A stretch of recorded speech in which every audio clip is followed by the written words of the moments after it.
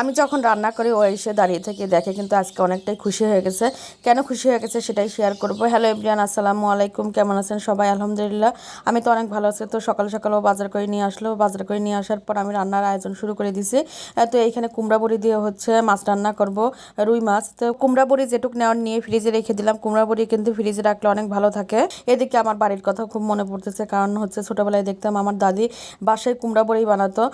তো সে কুমড়া বড়ি যখন বানাতো হচ্ছে চাল কুমড়া বেটে নিত আর হচ্ছে ডাউল ফেটে তারপর বানাইতাম। আমু সেই কাজটার সাথে করে দিতাম, সে কথাও মনে হচ্ছে।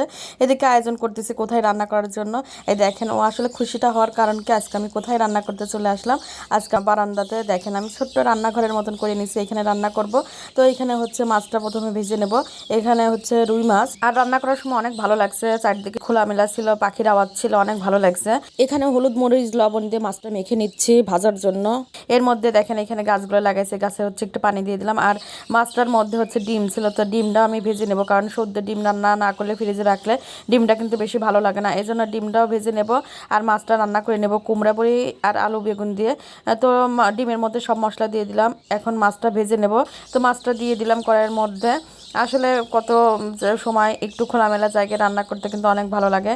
আর রান্না করার জায়গাটা কেমন হয়েছে সবাই একটু কমেন্ট করে জানাবেন কেমন হয়েছে। এই যে ও কিন্তু চলে আসছে, চলে এসে অনেক খুশি, বলতেছে তুমি এইখানে কবে এইভাবে ঠিকঠাক করে নিয়েছে। আমি বললাম যে দেখো কেমন হয়েছে। ও দেখে বলতেছে অনেক ভালো হয়েছে, অনেক সুন্দর হয়েছে। ও নামাজ পড়তে যাবে, এই সময় হচ্ছে এসে দেখছে। তো এখানে আমি কুমড়া বড়ি হালকা আছে হচ্ছে ভেজে নিচ্ছে। কুমড়া বড়ি কিন্তু বেশি জোরে জাল দিয়ে ভাজলে বেশি ভালো হয় না, সিটকা হয়ে যায়। এই জন্য একটু আস্তে জাল দিয়ে একটু তেল বেশি করে দিয়ে হালকা আছে ভেজে নিতে হবে। তো ভেজে নিয়ে এখন হচ্ছে ওই পেঁয়াজ আর তেজপাতা দিয়ে ভাজনা তুলে নেবো। আমি কিন্তু রান্নার মধ্যে ভাজনা বাটাটা দিই, আমার কাছে ভালো লাগে। আর ভাজনা বাটা বলতে হচ্ছে পেঁয়াজ আর তেজপাতা দিয়ে ভেজে তুললাম, ওর মধ্যে ভাজা জিরা দিয়ে বেটে নেবো, এটাই হচ্ছে ভাজনা বাটা। তো আমি তেলের মধ্যে হচ্ছে হলুদ দিয়ে দিলাম, তেলের মধ্যে হলুদ দিয়ে পানি দিলে তরকারির কালারটা সুন্দর হয়। তো এক একে সব মশলা দিয়ে দিচ্ছি। এখানে পেঁয়াজ বাটা দিলাম, রসুন বাটা, জিরা বাটা, তারপরে হচ্ছে মরিচের গুঁড়া, হলুদ তো আগে দিচ্ছি, সবকিছু দিয়ে তারপর লবণ দিয়ে যে আলু বেগুনটা দিয়ে সেই একটু কষায় নেব। নেওয়ার পরে হচ্ছে মাছটা ভেজে উঠায় রাখছি, মাছটা তারপরে দিয়ে দেবো। তো কে কে এইভাবে রান্না করেন ভাজনা বাটা দিয়ে অবশ্যই একটু কমেন্ট করবেন। আমি কিন্তু তরকারিতে ভাজনা বাটা দিয়ে আমার কাছে অনেক ভালো লাগে। তো এই যে কষানো শেষ, এখন মাছ ভাজাগুলো দিয়ে দেবো। মাছ কিন্তু বেশি কড়া করে ভাজা হয় না, একটু হালকা ভেজে তোলা হয়েছে। তো রান্নার জন্য আসলে এইভাবে ভাজলেই আমার কাছে ভালো মনে হয়, ভালো লাগে, এই জন্য হালকাই ভেজে নিয়েছি। তো এই যে দিয়ে দিলাম। আর বলক ওঠার পরে কিন্তু কুমড়া বড়ি দিতে হবে, তা না হলে কিন্তু নষ্ট হয়ে যায়। মানে কুমড়া বড়ি যদি বলক না ওঠার আগে দেওয়া হয় তাহলে কুমড়া বড়িগুলো ভেঙে একদম দরদর হয়ে যায়, তরকারি খাওয়া যায় না। এর আগে হচ্ছে এরকম করে রান্না করছিলাম, হঠাৎ দিয়ে দিয়েছিলাম বলক ওঠার আগে, আর হচ্ছে সে তরকারি খাওয়াই যায় নাই।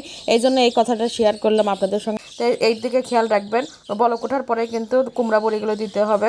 তো আমার ভাজা জিরা ছিল, ভাজা জিরা দিয়ে ভাজনাটা বেটে নিলাম।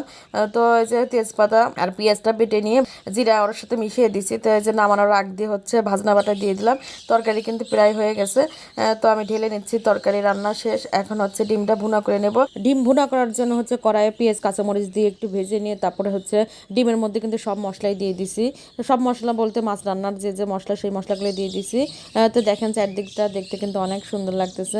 আমি রান্না করতেছি আর বারবার হচ্ছে চারদিক ঘুরে ঘুরে দেখতেছি, আমার কাছে অনেক ভালো লাগতেছে। এই যে ডিমটা পেঁয়াজ কাঁচামরিচ একটু ভেজে নিয়ে ডিমগুলো দিয়ে দিলাম, দিয়ে একটু পানি নিয়ে কষায় দিয়ে পরে পানি দিয়ে দিছি। এদিকে নওশিনের আব্বু নামাজ পড়ে চলে আসতেছে, এই যে দেখেন ও আসতেছে। আসার পরে এই যে খাবারগুলো বেড়ে দিলাম। তো ডিমটা একটু দেরি হয়েছে দেখে ও বসে আছে, ও হচ্ছে এসে কথা বলতেছে, কথা বলে যে দেখেন কত কিছু বের হয়েছে, এগুলো মাঝে মাঝে করতে হবে।